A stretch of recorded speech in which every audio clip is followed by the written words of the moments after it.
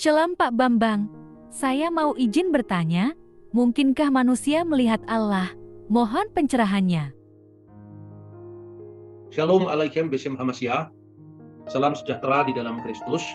Pada malam hari ini kita akan menuntaskan pembahasan kita tentang kitab Keluaran, kitab Elisemot, Sefer Elisemot, pasal 34 sampai dengan 40. Memang beberapa bagian dari pasal-pasal ini sebenarnya merupakan pengulangan dari pasal-pasal sebelumnya. Hanya bedanya dalam pasal-pasal yang berikut kita bahas ini lebih menekankan bagaimana Musa merealisasikan pembuatan alat-alat liturgis sampai kepada kemah pertemuan, bagian dari kemah pertemuan.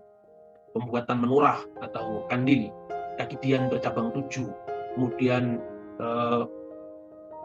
meja roti sajian, tempat pembakaran ukupan, pengudusan hari Sabat, kemudian bejana pembasuhan, pelataran, dan kemudian ditutup dengan kemuliaan Tuhan yang memenuhi kemah suci, dan itu menjadi model nantinya yang dikembangkan di dalam bait Allah di Yerusalem, Bait Hamikdas, rumah suci di Yerusalem.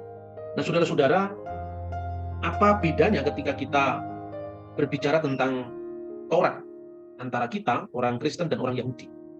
Jadi orang Yahudi, buku Taurat itu memiliki relevansi langsung dalam kaitan dengan simbol-simbol dan pelaksanaan ibadah, karena mereka belum mempercayai bahwa Yesus Kristus, Yeshua HaMasyiah itu sebagai penggenap Taurat.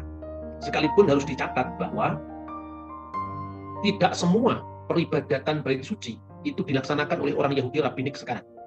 Jadi yang disebut orang Yahudi Rabbinik itu merupakan reformasi agama Yahudi dari sekte Parisi sejak abad kedua, secara khusus sekitar tahun 90 Masehi. Jadi itu setelah kekristenan. Jadi Yudaisme Rabbinik itu setelah kekristenan, dan sebagian merupakan reaksi terhadap kekristenan. Karena itu lembaga-lembaga bait suci seperti ketentuan-ketentuan tentang pakaian imam besar dan sebagainya malah tidak dijumpai lagi. Karena pola-pola peribadatan Yahudi itu sekarang adalah lebih merupakan pola peribadatan sinagogi. Sinagogi itu adalah rumah ibadat yang semuanya berkiblat ke bait suci Yerusalem. Sementara di dalam Kristen sebetulnya kalau mau jujur kita mengakui, kalau Anda melihat jubah kebesaran patriark itu sebetulnya kan, coba bandingkan dengan bagaimana imam besar punya pakaian. Sekalipun di gereja Katolik itu sudah disederhanakan, ya, pakaian paus itu kan disederhanakan. Tapi kalau di gereja-gereja ortodok seperti di Syriak ortodok, Koptik ortodok, Armenian ortodok, itu kan pakaiannya kan mirip dengan pakaiannya imam besar. Sekalipun imam besar perjanjian baru itu adalah Yesus Kristus, tetapi karena pola peribadatan Israel itu membawai 12 rasul, 70 tua-tua, maka Kristus sebagai imam besar perjanjian baru juga simbolnya melanjutkan simbol-simbol Taurat, ya, misalnya 12 salihim atau rasul dan 70 murid sebagaimana yang dikisahkan di dalam kitab Injil. Nah, membandingkan tentang bagaimana detail dari perintah-perintah Taurat itu, sebetulnya itu terjadi pada agama apa saja, ya, tetapi memang penyederhanaan, polanya seperti itu. Kalau saudara-saudara membaca, atau contoh perbandingan ini, misalnya Bhagavad Gita dalam buku aslinya di India, Bhagavad Gita itu artinya kidung ketuhanan. Dengan Anda lihat Bhagavad Gita Jawa kuno itu sangat beda. Apalagi di Jawa Baru sudah tidak ada, itu hanya muncul dalam cerita-cerita pewayangan. Bhagavad Gita Jawa kuno itu lebih singkat dan itu tertuang dalam terjemahan dari zaman Dyah Balitung abad ke-10 Masehi. Ketika proyek besar-besaran menerjemahkan karya sastra Jawa kuno yang dikenal dengan mengjawakan Bahasa Mata, menerjemahkan karya-karya Begawan Abiyasa. Tapi termasuk di sana adalah Bhagavad Gita. Karena tekanannya bagi orang-orang Indonesia itu adalah etika dari ajaran itu, bukan ritual-ritual Hindu. Kira-kira perbandingannya seperti itu. Nah, oleh karena itu, ketika kita mengkaji tentang tema-tema yang tertuang dalam pasal 34 sampai pasal 40, itu puncaknya adalah bagaimana melalui simbol-simbol itu, Tuhan nantinya memberikan gambaran, memberikan contoh, memberikan model, bagaimana kemuliaannya itu nyata dan memenuhi kemah suci. Dan kemah suci itu sebetulnya nanti puncaknya itu adalah ketika dibangunnya bait suci yang pertama pada masa Raja Daud dan Salomo, artinya realisasinya itu pada zaman Raja Salomo, dan kemudian itu dihancurkan Nebukadnezar tahun 586 sebelum Masehi, dan nanti dibangun kembali yang kemudian menjadi bait Allah yang kedua, yang itu pun dihancurkan oleh Jenderal Titus dari Roma tahun 70 Masehi. Nah, tapi perjanjian baru menariknya bahwa ketika berbicara tentang kehadiran ilahi, di dalam Injil Yohanes itu disebutkan dan firman itu telah menjadi manusia dan diam di antara kita. Dan kata diam itu sebetulnya bahasa Yunaninya itu hanya merupakan transliterasi, pengalih aksaraan dari konsep sekinah Tuhan. Jadi Tuhan hadir memenuhi bait sucinya. Dan maka di dalam konteks iman Kristen, Kristuslah yang memenuhi seluruh detail dari apa yang kita pelajari sekarang dalam kitab Keluaran. Nah, nanti minggu depan kita sudah mulai meninggalkan kitab Keluaran dan kita akan masuk kitab Imamat. Nah, dalam kitab Imamat nanti kita akan bicara bagaimana Tuhan memberikan hukum lebih khusus lagi kepada bangsa Israel setelah kemudian Tuhan menguraikan, ya misalnya tentang korban bakaran, korban penebus salah, korban penebus dosa. Baru kemudian aturan tentang kosher, yaitu makanan-makanan yang diperbolehkan atau tidak diperbolehkan. Nah, apakah itu berlaku juga untuk orang-orang Kristen kita ini? Artinya sebelum zaman Kristen bahkan apakah orang-orang di luar Israel itu juga terikat pada hukum Musa, dan itu pembahasan yang sangat menarik. Ketika bagannya kita tidak memahami, artinya bagaimana planning Tuhan itu mulai dari zaman Nuh ketika Tuhan memberikan hukum Nuh ya kepada bangsa-bangsa Goyim selain bangsa Yahudi, dan itu nanti Tuhan kemudian membuat realisasi dari bangsa terpilih yaitu Yahudi yang kemudian melahirkan Sang Mesias. Nah, setelah kelahiran Sang Mesias itu bagaimana kemudian posisi orang-orang Goyim yang dijamin juga oleh kitab Taurat. Nah, biasanya kita berhenti pada hukum Musa itu. Nah, itu saudara-saudara. Kemudian tema kita ini lebih kita fokuskan pada bagaimana Tuhan menyatakan diri kepada Musa, karena itu yang sering menjadi pembahasan teologis yang mungkin tidak pernah selesai ketika kita bicara tentang konteks lintas agama. Bahkan saya kira kekristenan itu adalah iman yang paling sering disalahpahami oleh pihak-pihak lain. Kadang-kadang kita dituduh kitab suci Alkitab itu penuh dengan kontradiksi. Di satu pihak dikatakan bahwa Musa tidak bisa melihat Tuhan, tetapi di tempat lain Musa disebutkan berhadapan muka dengan Tuhan, bahkan seperti temannya sendiri.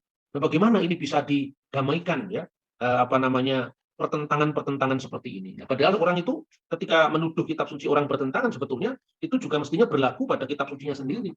Karena ketika bicara tentang teologi, bicara tentang Tuhan itu kan ada yang via negativa, ada yang via positiva. Via negativa itu kalau dalam bahasa filsafatnya neti-neti. Tuhan itu bukan ini, bukan itu. Tetapi ketika manusia berbicara tentang Tuhan yang dekat dengan kita, di situ digambarkan dalam bahasa yang begitu karib. Sehingga misalnya Abraham disebut sahabat Tuhan. Tentu arti sahabat ini bukan seperti sahabat manusia, tetapi intensitas hubungan yang begitu karib dengan Tuhan itu yang melampaui definisi, maka digambarkan dalam kedekatan bahasa manusia. Itu yang disebut antropomorfisme. Nah, maka di satu pihak dikatakan tidak seorang pun pernah melihat Allah. Tetapi di pihak lain Musa bertemu Tuhan muka dengan muka. Nah, makanya teologi mau menjawab itu. Apa yang disebut teopani, kehadiran ilahi. Apa yang disebut misalnya inkarnasi, firman yang menjadi manusia. Itu menjadi pembahasan yang sangat menarik dalam kajian agama-agama atau sebetulnya kajian perbandingan agama. Nah, apakah Musa bisa melihat Allah? Teks Alkitab mengatakan bahwa dan engkau akan melihat pada bagian punggungku, pada bagian belakangku seperti yang tertulis, ya.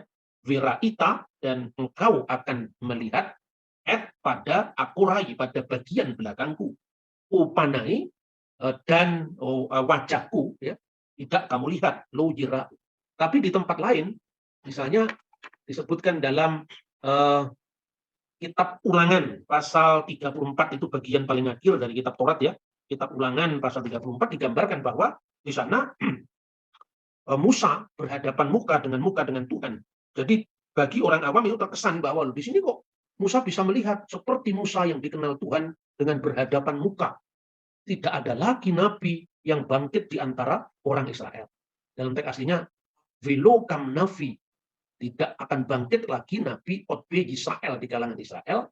Kamose yang seperti Musa, Aser, Yadau, Adonai, Panim, El Panim.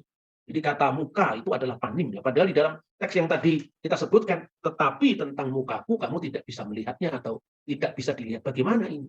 Dan sebetulnya ini dalam agama apapun juga ada. Dalam Hinduisme misalnya itu ada konsep yang namanya dalam Brahman Widya Hindu ya, Brahman itu adalah Tuhan, Widya itu pengetahuan. Itu dikenal apa yang namanya Saguna Brahman dan Nirguna Brahman. Nirguna Brahman itu, nirguna itu yang tidak terlihat, yang goib ya. Saguna Brahman itu Tuhan yang digambarkan terlihat dengan manifestasinya. Jadi ajaran Hindu itu tidak sesederhana yang dituduh orang-orang fanatik itu bahwa orang Hindu nyembah patung, yang tidak seperti itulah. Sekalipun kita orang Hindu, kita bukan orang Hindu, artinya kita tidak bisa setuju dengan Brahman Widya Hindu, kita tidak boleh kemudian menghina agama lain, itu tidak boleh. Kita mesti melihat dengan penuh respek akan perbedaan. Orang Kristen tentu tidak bisa menerima konsep awatara yang berulang-ulang dalam agama Hindu. Tetapi kita mesti menghormati bahwa itu cara pendekatan manusia untuk bagaimana mengekspresikan pengalaman ketuhanan. Jadi tidak bisa semua agama kita ukur dari egoisme kelompok kita. Jadi kalau sering kali saya memberikan perbandingan itu sebetulnya bukan untuk menyerang, tapi hanya untuk menunjukkan, "Kok ya kamu itu jangan egois lah, lihat semua agamanya orang dengan keterbatasan cakrawalamu itu kan mempermalukan sebagai bangsa yang beradab," gitu. Saya kira itu. Kemudian Tuhan berkata demikian tadi, "Aku akan menarik tanganku dan kau akan melihat belakangku." Lah, Tuhan itu kan tidak ada muka, tidak ada belakang, tidak ada utara, tidak ada selatan, tidak ada barat, tidak ada timur, atas atau bawah. Wong Tuhan itu roh adanya. Tapi bagaimana disebut dengan di muka Allah, hidup di hadapan Allah? Itu artinya orang yang hidup di dalam persekutuan dengan Allah. Tapi ketika bicara tentang eh, aku akan menarik tanganku dan engkau akan melihat belakangku, itu makna simbolisnya adalah bahwa Musa memang tidak pernah bisa melihat Allah dalam pengertian wujud ilahinya. Tetapi kedahsyatan sekinahnya, kedahsyatan kehadirannya, kemuliaannya, kipotnya, itu dirasakan. Maka ketika Musa turun dari gunung menerima 10 perintah itu, maka wajahnya berseri-seri luar biasa. Karena itu adalah sinar kemuliaan ilahi yang memenuhi wajah Musa. Dan pengalaman seperti ini di gereja timur disebut teosis. Jadi manusia itu mengambil bagian dalam kudrat ilahi. Seperti yang dikatakan oleh surat 2 Petrus pasal 1 ayat 3 itu. Tapi bukan berarti manusia jadi seperti Allah, tidak.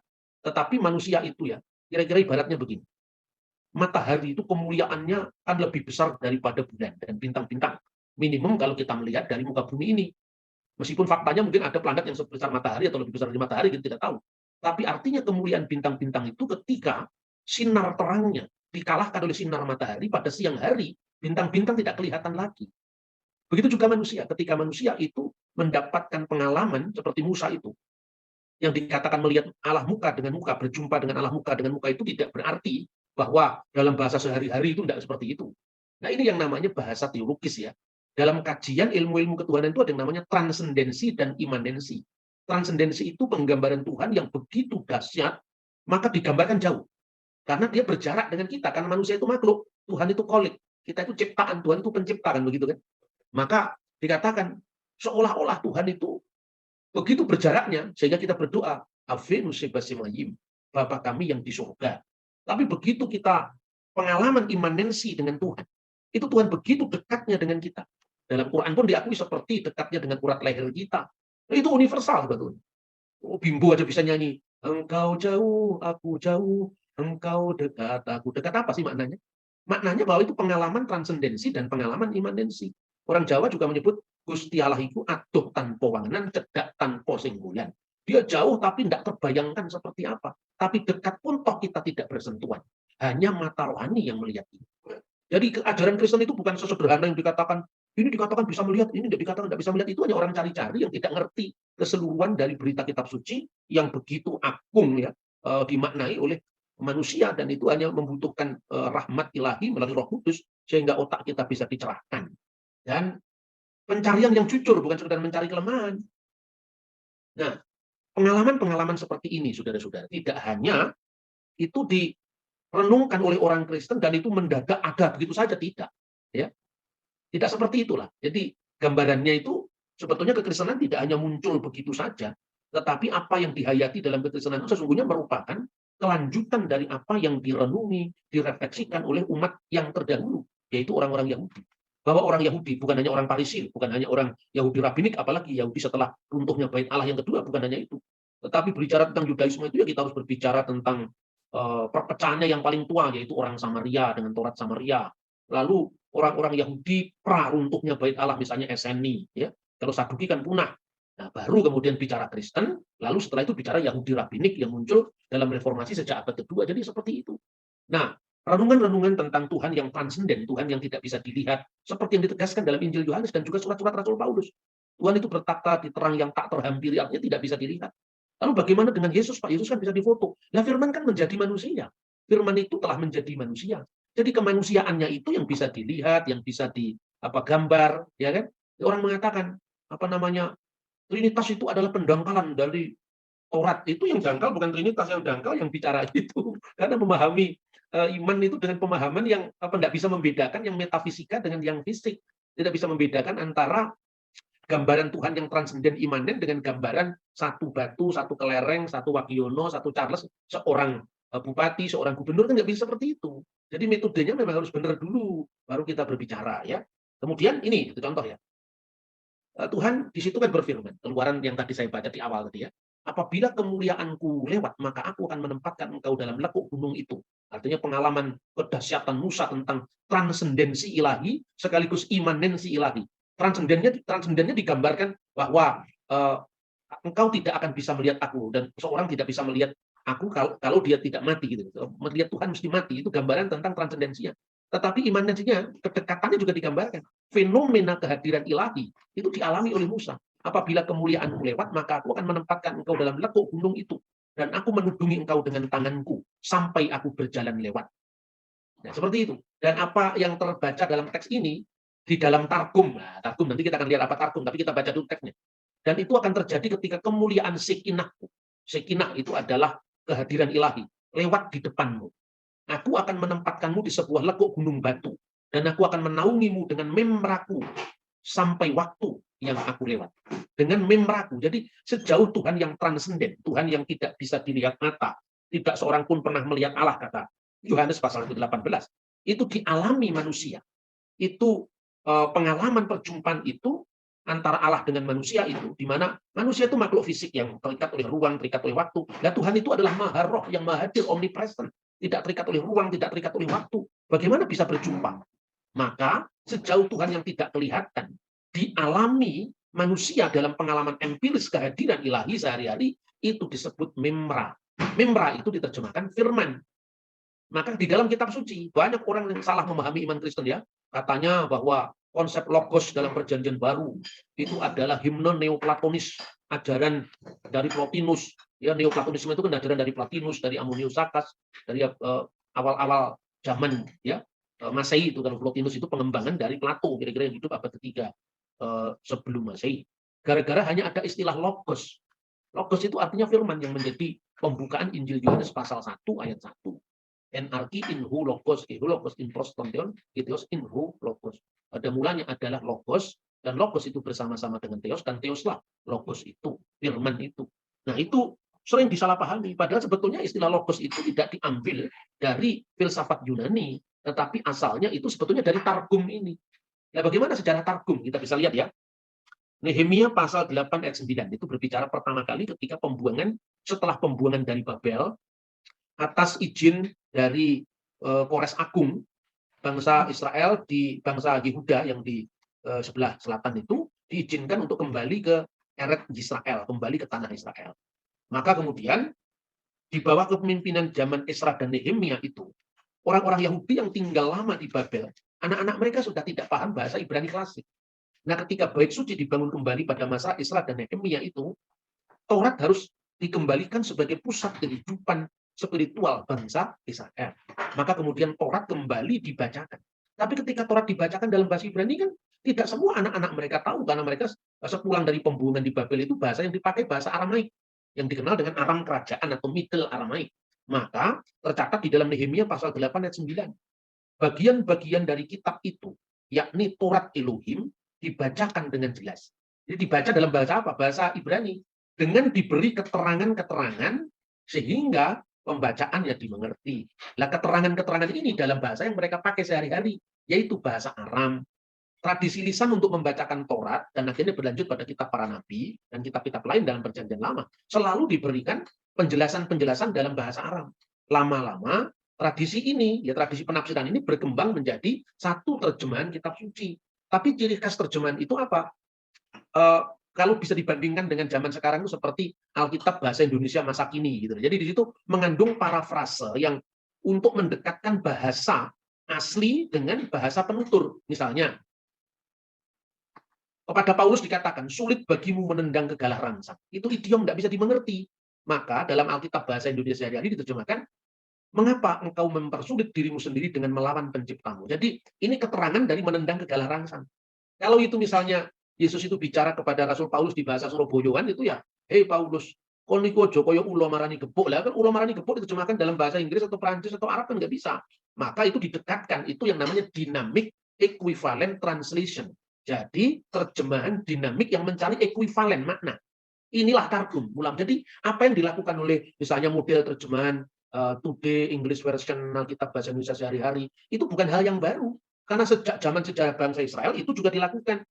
Nah, kemudian dalam teks tadi dikatakan wa yikra basefer Torah Elohim, bagian dari kitab Torat Elohim itu ya dibacakan meporas besom sekel wa ya binu bemikra. Nah, maka setelah itu kan padanan untuk the scriptures, kitab suci itu adalah demikra. Itu ungkapan-ungkapan Yudaisme yang seperti itu. Jadi ini contoh-contoh seperti ini. Tidak usah saya perdalam karena ini hanya sebagai pengantar. Kenapa ada targum gitu.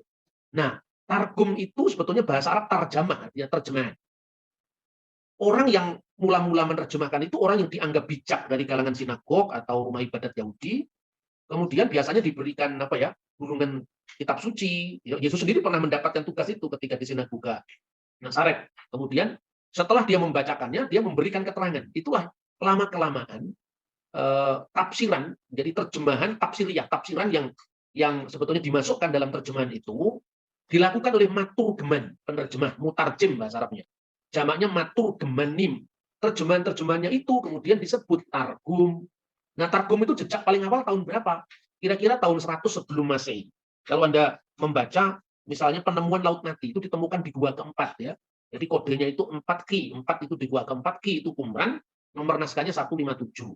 Lalu gua ke-11, 11 Ki 10. Itu isinya mengandung targum tadi yang dikenal dengan targum Ayub ya. Misalnya itu contoh ya. Di situ mengandung terjemahan. Misalnya di dalam teks gua ke-11 itu 11 Ki 10 itu misalnya ada kutipan dari kitab Ayub 38 ayat berapa? Ayat 6 atau ayat 7 itu saya kira. Dicek lagi.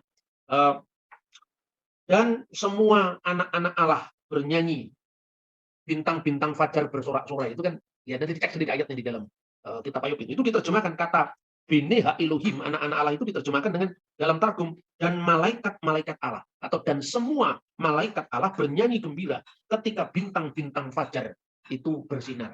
Jadi dalam teks Ibrani disebut bersorak-sorai, dalam targum disebut bersinar. Nah, yang seperti ini contoh ya. Jadi artinya kata yang diterjemahkan dengan Bene Elohim diterjemahkan dengan malaikat Allah itu kan penafsiran, bukan terjemahan harfiah. Inilah yang disebut targum. Lalu bagaimana contoh seperti dalam Ayub ini? Makanya Memra mulai muncul menggantikan Tuhan yang menampakkan diri, Tuhan yang nggak dikenal, yang gaib adanya bisa dikenal. Itu disebut dengan Memra. Dan itu sudah muncul dari berbagai macam targum yang akhirnya nanti dibukukan yang paling otoritatif. Itu misalnya Targum Onkelos. Targum itu dibuat kira-kira paling akhir kira-kira tahun 120-an lah. Targum Onkelos ya. Biasanya kalau di dalam edisi kitab Taurat Yahudi biasanya disebut Umas Kumsei Torah in Targum Onkelos. Itu buku lama sekali yang saya tekuni ketika saya awal-awal mengenal apa namanya kitab suci dari perspektif Yahudi ya. Dan ini penting sekali untuk kesejarahan iman Kristen kita. Misalnya di dalam Targum Onkelos itu disebutkan, ini gambaran supaya mudah ya. Di dalam kitab Kejadian pasal 3:18. Di situ digambarkan bahwa pada waktu hari sejuk Tuhan berjalan-jalan di taman. Itu waktu dia mencari Adam, itu Adam di manakah engkau? Masa Tuhan yang adalah roh adanya? Roh ini bukan artinya apa ya? Terbatas itu enggak, justru roh itu artinya Tuhan itu maha hadir. Jadi ungkapan Allah itu roh berbeda dengan roh Allah ada dalam diri Allah. Kalau ungkapan dalam Yohanes pasal 4 itu Allah itu roh, artinya Allah itu tidak terikat oleh ruang dan waktu. Makanya kepada perempuan Samaria Yesus mengatakan akan tiba saatnya dan sudah tiba saatnya penyembah-penyembah yang benar tidak menyembah di bukit ini, bukit Gerizim, tidak pula di Yerusalem. Allah itu roh, maka hendaknya penyembah-penyembah yang benar itu menyembah dalam roh dan kebenaran. Itu aslinya urusan kiblat itu. Orang Yahudi kiblatnya ke Yerusalem, orang Samaria kiblatnya di bukit Gerizim itu. Di situ Allah itu roh, penegasan apa? Allah tidak terikat oleh ruang dan waktu. Tapi ketika berbicara tentang roh Allah yang di dalam seperti roh manusia yang ada dalam diri manusia, begitu juga roh Allah menyelidiki segala sesuatu. Itu perbandingan bahwa Bapa, Putra, dan Roh Kudus. Bapa itu adalah eksistensi Allah, keberadaan ilahi, wujud Allah. Putra itu firman-Nya Allah, Memra tadi. Memra itu di Putra. Makanya dalam varian Targum Neofiti, kata Memra dari Allah itu kadang-kadang diterjemahkan juga apa namanya Breh Allah, yaitu Putra Allah. Itu ada di Targum Neofiti. Jadi ungkapan Putra Allah itu bukan ciptaan Kristen, dan itu muncul di naskah-naskah Laut Mati bahwa orang Yahudi sekarang menolak identifikasi Yesus sebagai member Allah itu urusan penafsiran. Tapi teksnya kan ada, ya, bahwa sejauh Allah itu yang transenden menjadi imanen, yang tak teralami menjadi teralami, yang tidak kelihatan, yang mengatasi ruang dan waktu, kemudian hadir di tengah-tengah umatnya, itu memra. Dan ungkapan itu ada dalam semua agama. Tuhan turun itu kan ada, dengan digambarkan Tuhan turun seperti orang turun dari tangga, bukan seperti itu. Itu gambaran ilahi yang tidak bisa disamakan dengan bahasa sehari-hari. Makanya ungkapan dan mendengar bunyi langkah Tuhan Allah. Nah, itu digambarkan seperti itu kan. Itu diterjemahkan dalam Targum. Mestinya kan, dan mereka mendengar suara Tuhan, ya, berjalan di taman. Itu teks Ibrani kan begitu. Wajismeu et kol Adonai. Kol itu suara Adonai, ya. Mitalek bagan di berjalan-jalan di taman. Itu diterjemahkan ungkapan wajismeu et kol Adonai, diterjemahkan dalam Targum Onkelos itu mereka mendengar suara dari memra Adonai berjalan-jalan di atas taman. Usma'u yatkol memra di Adonai Elohim. Mereka mendengar sabda dari Tuhan Allah itu. Jadi itu dalam Targum Onkelos. Kemudian nanti Targum Yonatan itu baru muncul setelah zaman Islam. Tapi saya kutip di sini, artinya saya hanya menunjukkan tentang kontinuitas penafsiran. Saya tidak sedang mencari pembenaran dari historisitas Targum Yonatan untuk kitab Taurat itu sebenarnya Targum Pseudo Yonatan. Kalau untuk kitab nabi-nabi Targum Yonatan. Kenapa disebut pseudo? Ya, karena memang Targum ini dianggap kurang otoritatif. Misalnya ada ungkapan nama istri Ismail adalah Aisyah, Fatimah, istri pertama dan istri kedua. Nah, pada zaman Ismail yang hidup tahun 1900 sebelum Masehi, mana ada orang Mesir namanya Fatimah? Mana ada orang Mesir namanya Aisyah? Itu pasti pengaruh Islam karena ditulis abad 8 atau awal abad 9 itu Targum Yonatan. Tapi ketika saya mengutip Targum Yonatan di sini, hanya menunjukkan mulai dari abad pertama sebelum Masehi ketika kita menemukan Targum Ayub, bagaimana di situ digambarkan bahwa sudah ada penafsiran dalam bahasa Arab atas teks-teks kitab Ayub, termasuk tadi ketika kita membahas Memra, itu kemudian diteruskan oleh Targum Onkelos, Targum Yonatan, dan seterusnya. Itu untuk menunjukkan kontinuitas penafsiran, bukan pembenaran atas historisitasnya. Kalau pembenaran atas historisitasnya, saya tidak merasa dibenarkan oleh Targum dari abad 9, tetapi saya tentu lebih percaya tulisannya Yosefus dari abad pertama, atau sekalipun itu adalah tulisan di luar kitab suci, saya lebih percaya dengan misalnya kitab Jubileum yang berasal dari tahun 160-an sebelum Masehi, yang juga naskahnya ditemukan di Qumran. Atau sekalipun itu bukan kanonik, tetapi saya lebih percaya misalnya ketika bicara tentang figur Mesias sebagai anak Allah dalam kitab Henokh, ketimbang kita harus membaca tulisan Rasi dari abad ke-11 gitu. Jadi membaca sejarah itu mesti runut. Jadi informasi yang tertua itu pasti akurasinya lebih tinggi ketimbang yang muncul ratusan tahun kemudian. Seperti itu, saudara-saudara. Oke Pak Bambang, penjelasan Anda sangat mencerahkan dan menguatkan iman kami. Terima kasih, Tuhan Yesus memberkati.